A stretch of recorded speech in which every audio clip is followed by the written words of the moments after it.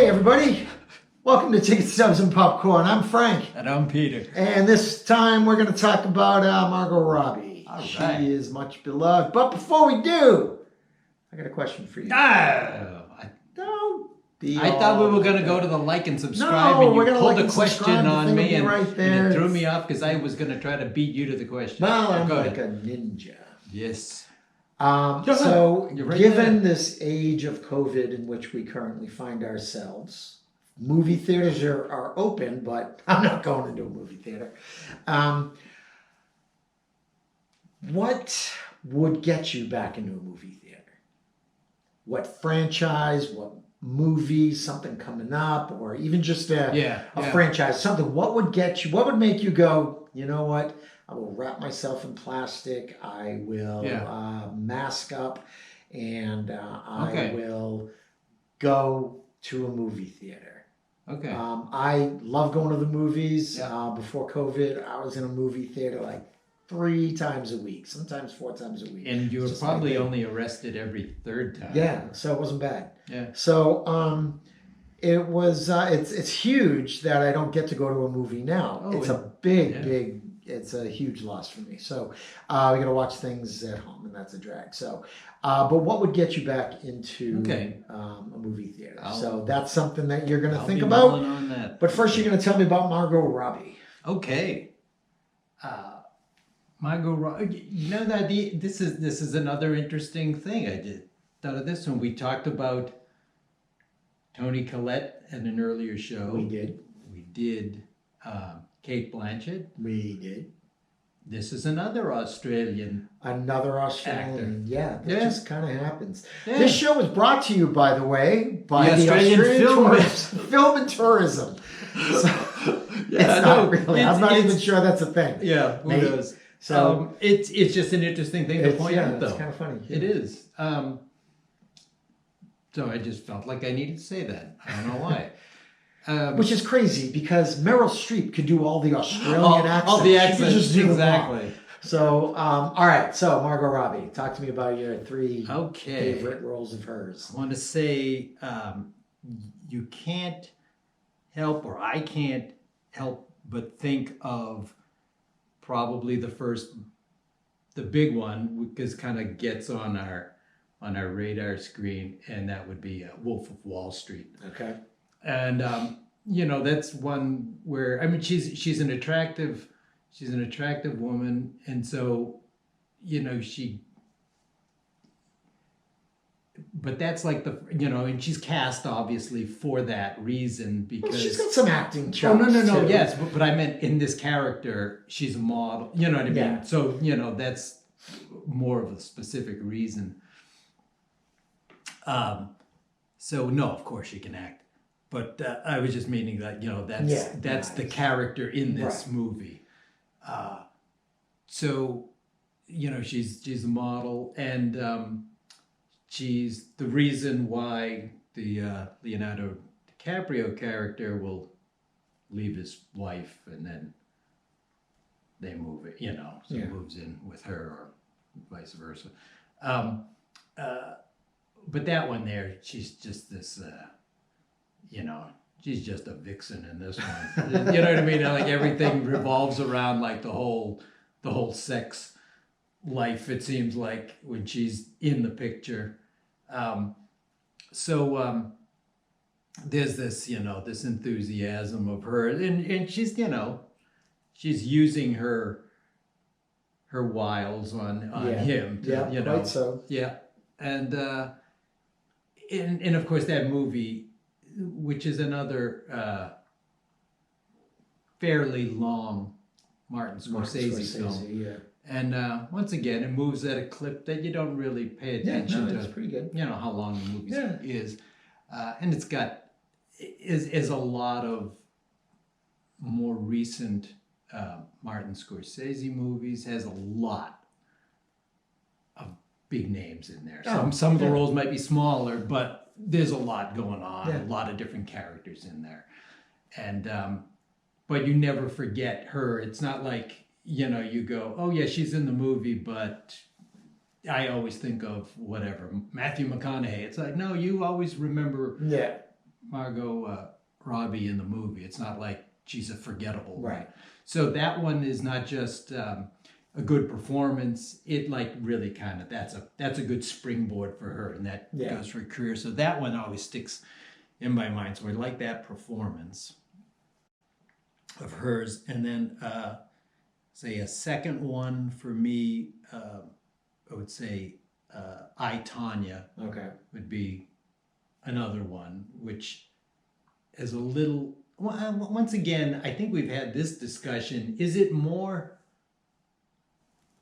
work? Is it harder work to be playing a biopic, to be playing a biographical character, and in this case, a fairly recent one?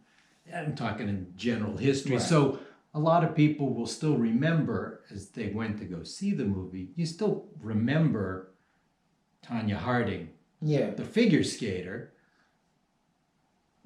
because she's still around in certain ways. There's like so we have this idea of what she's supposed to be like. But the thing is, though, like someone, even though Tonya Harding was, a public figure at the time, and then everything goes crazy, to see someone portraying her, I don't know if there is that much pressure, because like you don't really know Tonya Harding. Like you see her skate. More of her. You saw her skate. See more of a well-rounded portrayal here than we would have ever known. Right, you don't know. It's not like someone who is a performer. It's not like Joaquin Phoenix playing Johnny Cash, who has who had a lot of exposure and stuff like that. It's not like a different career. Yeah, it's not not like you saw a lot of Tonya Harding as Tonya Harding. But when that whole story with the Olympics and everything goes on. That was on TV all the time for a bit. So huge, and so. But even though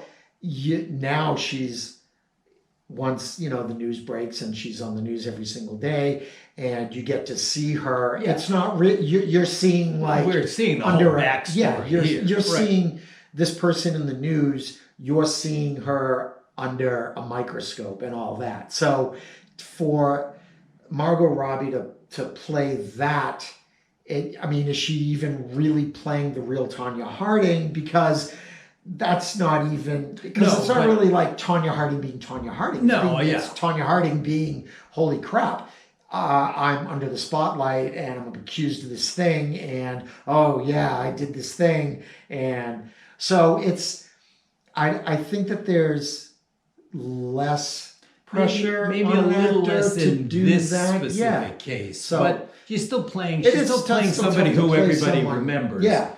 Because it's not that long. It's not like ancient history. But I think that there's a smaller... I'm not saying that we're judging her. No, not at all. Because of this. I think the performance was great. Yeah. And, spoiler alert, I, Tonya was one of my 3. So, okay. I'm sorry, go ahead. No. So in I, Tonya, it's great because we see the other side of Tonya Harding, the one that we weren't getting on, 2020 or the Entertainment Tonight, that sort of stuff, when the story was really going down. So you see that she's not from the right side of the tracks, doesn't really fit growing up, doesn't fit what we would think of as the stereotypical figure skating background and personality. Yeah. And just tremendous performance in there by Allison Janney as the mother, who's just a piece of work. She is a piece of work. Yeah. She's great. She's great in the movie, but the mother of her is just not a very nice person. She has her own way of dealing with her child, and it's not a normal way of dealing with a child.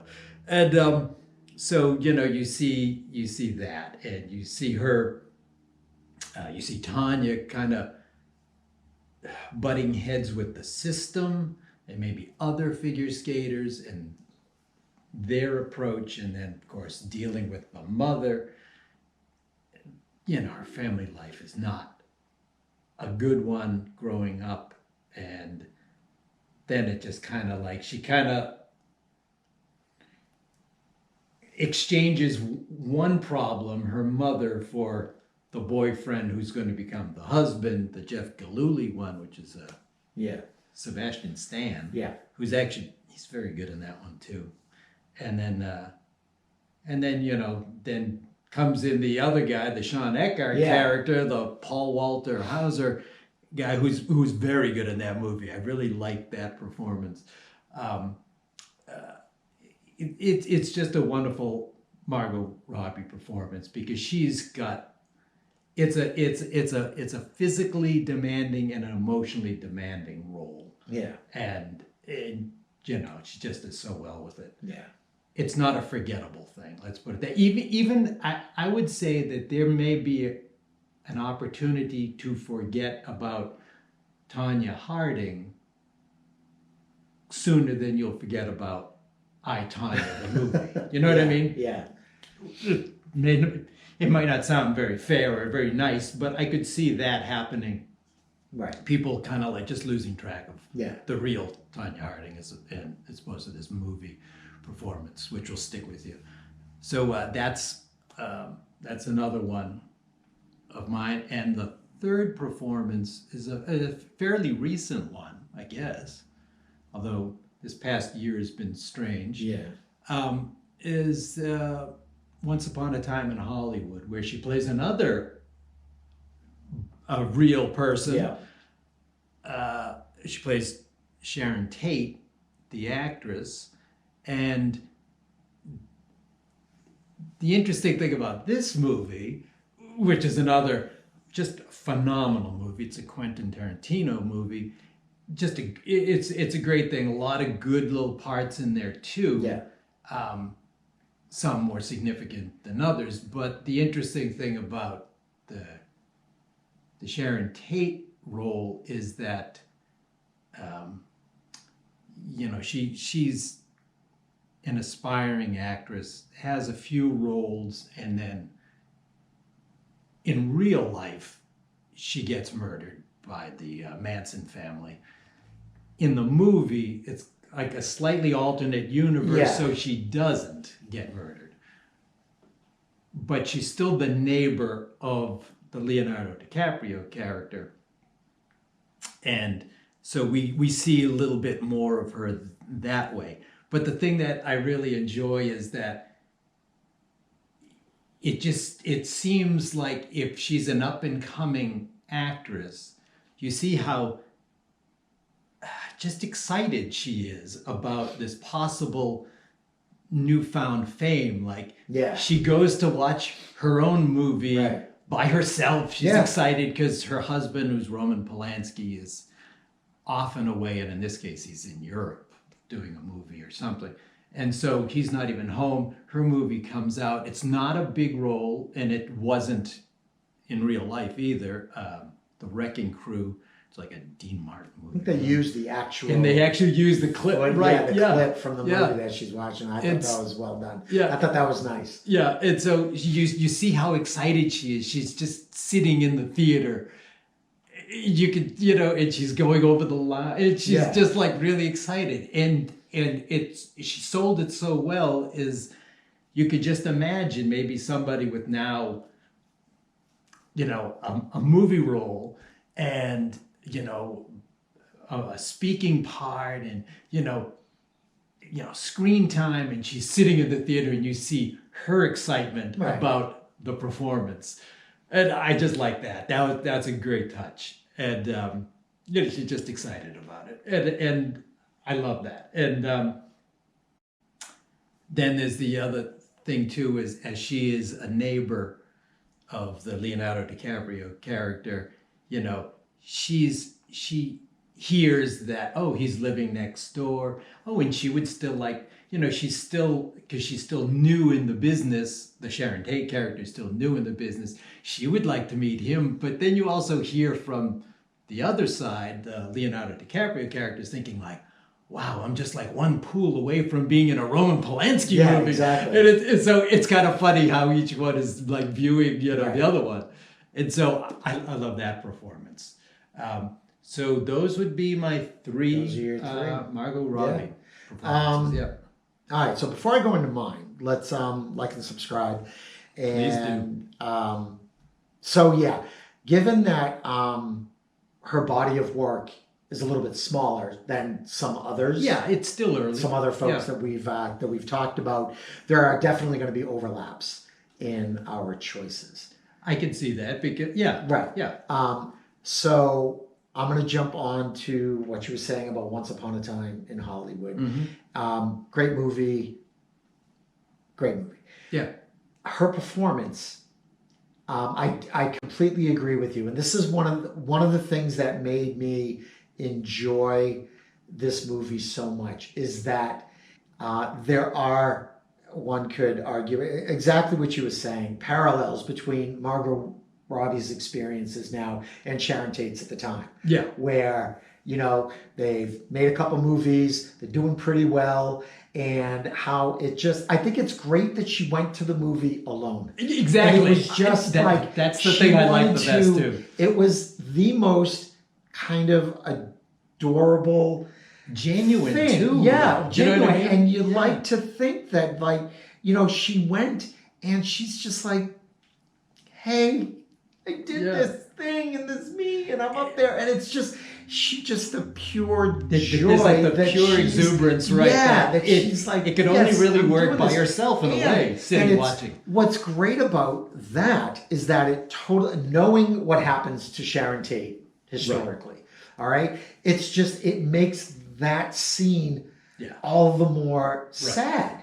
Because it's just like, she's right at the beginning and she's excited and she's happy and she's going to die. The one thing which I didn't mention either is that she's pregnant. So they're expecting their first child. Right. So there's something else that she's looking forward to. Really great stuff going on. And she goes to this movie and she's like, oh yes, that's me and I'm happy. And again, historically knowing what happens to Sharon Tate, and she's so nice, and she's got there's this purity of spirit. There, exactly. You know what I mean? She's just got so much coming her way. And like I said, as we're watching this movie, we know what happens to her, and then the way Quentin Tarantino decides to end the movie, it sort of leaves you like, oh man, what a damn shame that she wasn't spared. What a day! It's just too. God damn it! If only Leonardo DiCaprio had a flamethrower in real life. But if you just think about it in real life, it's just like, you know what? Of course, it makes what happened to her even more sad and tragic, because here's this kid really who's just sitting in a movie theater. Things are starting to happen. Her dreams are coming true. Yeah. And that's so nice to see Margot Robbie doing that, because similarly, she's at the beginning of her career. She's got a long career ahead of her. She's already done some really, really great stuff. She's definitely going to do some more great stuff. And so that's one where we agree. I'm going to go for my next one. I would go Bombshell. Okay. Yeah. About it's about all the sexual harassment stuff and all that. And her, did you ever see that? Yeah. Yeah. Her role in that is, it really makes you cringe. Yeah. Because he knows what he's saying, she knows what he's saying, and you can just sort of. It's like in slow motion too. Yeah, the way her face just kind of registers that disgust. You can feel her feeling the sliminess of the situation. Lift that skirt up a little higher. It's just Higher. It's just you feel so gross. And I think that she carries that off so wonderfully, because as a young, beautiful actress, that's something hundreds of thousands people have experienced, and it's terrible and it's disgusting, and she may have experienced stuff like that. Who knows? You don't know. But statistically, probably. Yeah. So and it had probably to be still going on. Oh too. God, of course it is. I don't mean with her in her life, but I just mean in general. Definitely. Yeah.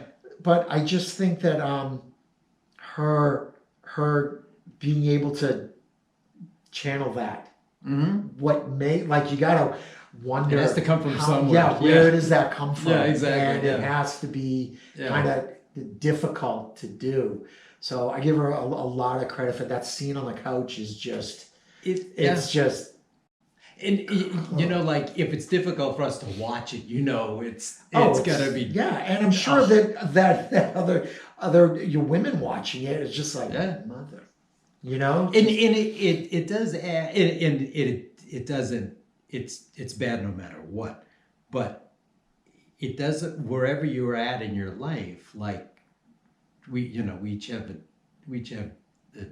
daughters. There's that whole thing. You're just like, exactly. You just want to stand up, crawl over the thing, and just murder someone. Yeah. So so I thought that was really great, and we're gonna overlap with I, Tonya. I almost wanted to go. It's tough not to pick that movie. It really is, and I kind of wanted to talk about Harley Quinn a little bit, just because it's just. Yeah, it's really, a different role. That's like number 4 for me. Yeah. It's super fun, and it's very physical, and I think it's a testimony or a testament to the elevation of comic book movies the last 10 years or so. You're getting so many great people to play these characters, and it's really nice, because some of the stories, I think, do get lifted beyond comic book. And if we're gonna just talk a little bit about the comic book side of it, those movies, they've really stepped up, and I think the fact that you could have not just like cameos, but have like plausible roles for some big name actors. So like, if you're watching whatever, and Ant-Man, and all of a sudden there's like Michael Douglas is in the movie. And you're like, would that normally have been a thing 20 years earlier? No way. Probably not. No. Robert Redford's right. And like this, like all of a sudden there'll be movies, and you'll be watching, and you'll go, oh yeah. Well, we talked about Viola Davis being in the same thing in the DC universe side. There's like good roles for everybody. Yeah, and I think that writers and directors are starting to take some of the underlying stories from these comic books and giving them, I think, the credit that they're due. And this is not coming from someone who's a big comic book guy. Yeah, I was not a big comic book. I got to be honest. I was not a big comic book movie person at the beginning, because some of them were a little more one-dimensional, and some of the movies would come out, and you'd be like, oh, Superman, oh, okay. I don't mean the 70s Superman. Yeah, I'm talking the other Christopher Reeve. No. I mean the other. I meant the other drum here. I don't know. Is there? Anyway. No, I meant the other, the 2000, the early 2000s. That one. Whereas some of those, it's like it's tough to get into sometimes, unless you're just a huge fan to begin with. Well, Superman's it's a tough character. It's a tough character, to be honest. But anyway. So, but the fact that now they're there's just more character, ancillary characters, things have fleshed out a little just bit. Better effort, I think, going into. I think so too. Back to I, Tonya. Yes. But I digress. So, I, Tonya is really great, because I walked out of that movie feeling bad for Tonya Harding. I gotta be honest. And 30 years ago, I felt badly for Tonya Harding, even though it happened. You know what, though? I walked out of that movie theater feeling bad for Tonya Harding. And by the time I got to my car, I'm just like, why am I feeling bad for her? I had to sort of snap out of it. Like, she did this terrible thing. Yes. And and it's as much her fault as it is everybody around her. Oh, sure. Because there was, I mean, the girl never had a chance. Her mother was awful. Okay, her mother was really, really awful, and awful's about the nicest word you could use for her. So, in a way, like if you want to get sympathetic about Tonya, yeah, this is inevitable that she's going to do this. But the problem is that, you know what? Here's a girl who had talent. Mm-hmm. You know, she could do it. And she was a contender, but she had all this negative crap around her. She was in such a terrible environment that the movie does highlight that. Mm-hmm. And Margot Robbie does such a great job of sort of, you see that struggle between I've got this talent, everybody, in my life. Why don't you just support my talent and stop shitting all over me? Because I can do this without you being a horrible person to me. You know, you don't have to take the whole Joe Jackson approach to, bringing up greatness. So, you don't have to beat it into me. I've got skill and talent and I can do this. And it's unfortunate that she just sort of, she crumbles into this person who's got talent and it is so wasted. But Margot Robbie makes you feel sympathetic toward this very unfortunate character. And like you said before, very physically challenging. I think very so, yeah. Emotionally challenging. I think so, yeah. To do. I don't know how much of the skating she did. Like at the time when the movie was, topic of conversation, I remember hearing something about how much of the skating that she did. But, and from someone who cannot ice skate, just getting out on the ice, for me, it's just like, hey, good for you. You're fantastic. Exactly. So, I Tonya, most definitely. I agree. Yeah. Would be right up there. But she's had in a short time, she's had a lot of great stuff. Her little cameo in The Big Short. The Big Short, I thought was great. Which actually is like a true cameo because she plays. Yeah, she plays herself, just explaining this thing to you, and then just like, oh, no, fuck off. Like I'm taking a bath. So. But yeah, I really like her. I'm looking forward to more stuff coming from her. Yeah, she's got a bright career ahead along. Yeah. Yep. So I think that's all I've got to say on Margot. Did I do 3? Yeah, I did 3. Your 3 were I, Tonya, Wolf of Wall Street, and the other one. It was one of yours. It was one of mine. Well, I, Tonya, and we doubled on I, Tonya. Same thing. And you're going to make me struggle. Well, because I'm trying to buy for time because I can't think of your third one, which I need to come up with later or soon. Wow.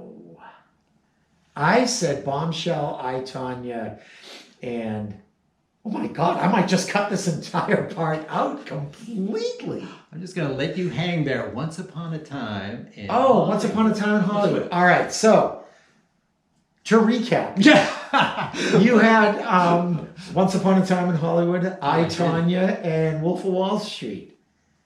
And you had Bombshell, I, Tonya, and Once Upon a Time in Hollywood. Right. And what we left on the cutting room floor was the 4 minutes where we both tried to remember what the other one said. So that'll be in the DVD extras at the end of the year. So stay tuned for that. And hey, just if you would just do the whole like and subscribe thing. And we always need the help. We do indeed. So before we do the bucket, I have a question for you. That's right. Yeah, you posed the question at the beginning. Yeah. So what? Again, what would get you back into a movie theater? Despite COVID, you have to go in, and because I think the way movie theaters, even in their limited capacity now, are you get masks and I think you have to wear a body condom or something. Something, like that, yeah. You know? So, in every 18th seat. Yeah. So, excuse me, what would get you to make that move? You told me that there was going to be a new Indiana Jones movie. Yes. I don't know when it's coming out or if they're No working idea. on it now, production, post. Yeah. I don't know. But that would be, I got to be honest, I'm a sucker for a good Indiana Jones. That Indiana Jones would Indiana get you Jones into a movie would theater. probably get me into it. All right. Wow. Yeah. I know in my head everything is telling me, no, don't go out to a movie theater. Right? Don't do anything. Don't Yeah. do this. Don't do that. And yeah, I got that in my head, and I really don't want to go out to a movie theater. But that would tempt me. Yeah. Yep. I could agree with that. I think for me, and again, like I said at the top, I'm a big movie guy. I go to the movies all the time. It would have to be a Star Wars movie. Mm-hmm. It would have to be, yeah. It would have to be I think that's the only thing. I wouldn't even go for another Marvel movie. No, I don't think so either. In my world, like that. Yeah. It would have to be a Star Wars movie. Even Indiana Jones, which I love. I think that I could survive that on, like a home theater kind of thing. Okay. But I think that I would take the risk for a Star Wars movie. Okay. Yeah, that's what I would do. No, That would be it. Yeah. I can't think of. And anything that's like already like slated to come out, the next big like sci-fi big, you want the great sound, you want the big screen, is Dune, which I'm really interested to see. But even that wouldn't get me back into a theater. But yeah, I would do a Star Wars one. And theaters now are even letting you, rent, let you rent them out for whatever, $100-$150. I would think about that in a Star Wars movie. Wow, if only we were friends, I would say to myself, wow, if he wants to pay for $150, I could tag along and hide up in the balcony. Off screen, I cannot stand this guy. It's awful. It's true. Anyway. Our therapist keeps telling us we got to work through our problems. Seriously, but, pulled me out of a burning car. What are you going to do? Saved your life. Do a show. Yeah, you got it. All right. Anyway, so, so that's what would get me a Star Wars movie. All righty. It would have to be, I'm going to qualify it now, and it would have to be directed by either like Dave Filoni or John Favreau. The guys running Mandalorian. If the guy's doing a Mandalorian movie, put out, if they did a big screen movie theater only thing, yeah, I would go and see that. I'd lick the floor. Are you kidding? So yeah, I would go and see that. Okay, so that's disturbing. That might be the last movie I see of my life, but because you licked the floor. Yeah. Yes. Well, you do what you got to do. Let's do the bucket. Yeah, let's check out the bucket. All right. Go ahead, you choose. Are we gonna bother?